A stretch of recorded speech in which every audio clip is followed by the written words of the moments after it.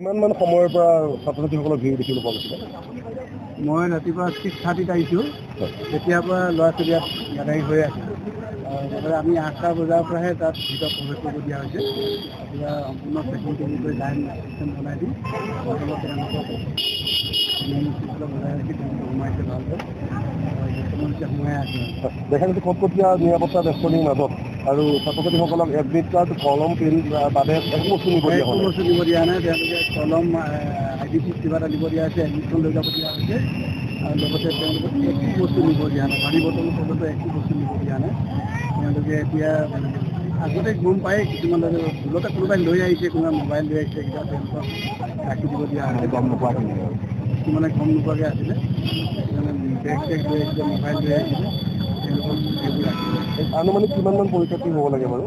ইয়াত 2002জন কেণ্ডিডেট আছে আৰু এতিয়া লাষ্টতে গম পাম কিমান কেণ্ডিডেট আহিব।